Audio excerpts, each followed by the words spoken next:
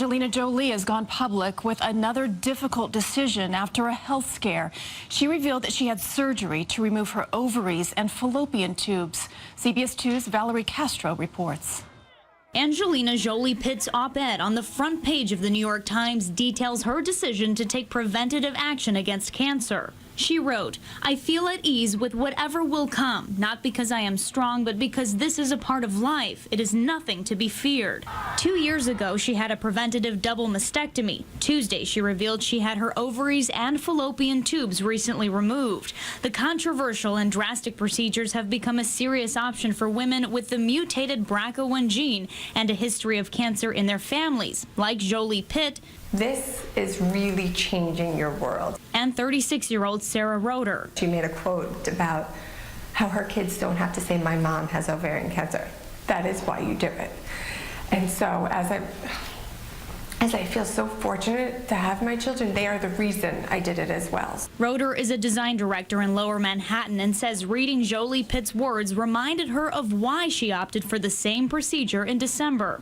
You are now catapulting yourself into menopause and all the side effects that go with it, and none of those side effects outweigh ovarian cancer in my mind, and that is why I did it. Dr. Gary Schwartz is chief of oncology at Columbia University and says 50% of women with the mutated gene like Roeder will develop ovarian cancer. He says the prophylactic surgery Jolie Pitt had is the only sure way to avoid it. It prevents ovarian cancer completely.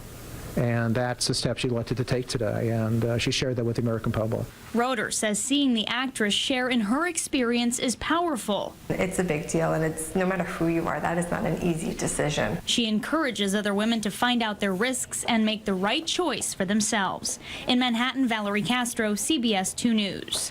Now, Jolie Pitt says that she elected to have this procedure after a series of tests showed possible early signs of ovarian cancer. However, further tests on the removed ovarian tissue had negative results. Now, Angelina's decision is, of course, raising a lot of questions publicly. Yeah, and here to answer some of them is CBS 2's Dr. Max Gomez.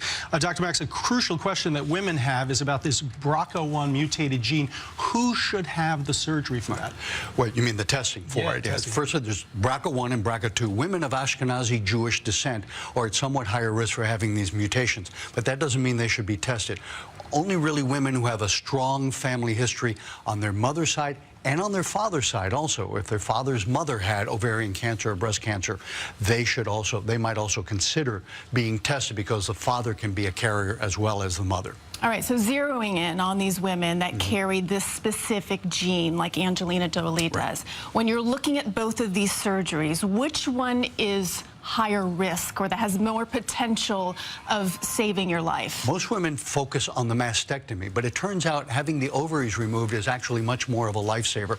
You can do early detection for breast cancer. For ovarian cancer, there's no good screening test, no good early detection. So most women end up presenting with ovarian cancer already at an advanced stage. At that point, it's not curable and it's usually lethal. So the ovarian removal actually is more of a lifesaver than mastectomies. Women have to be wondering, what are the ramifications of the surgery, though? Well, there are ramifications, of course. It throws you into sudden what's called surgical menopause, which means it increases your risk for heart disease, increases your risk for osteoporosis. So there are some ramifications to it. On the other hand, ovarian cancer is deadly. It sure is, but we have to, again, I just want to reiterate that this was a personal decision for her. It isn't right for every woman. No, of course, that's something that needs to be discussed with your physician. The first step is, of course, finding out if you've got the mutation, and then having that discussion to figure out where you are in your childbearing years, and a lot of other things that go into making that kind of a decision. It's a big choice, and so, but it needs to be discussed with your physician on a one-on-one basis. Dr. Max, thanks. Thank you, Dr. Max.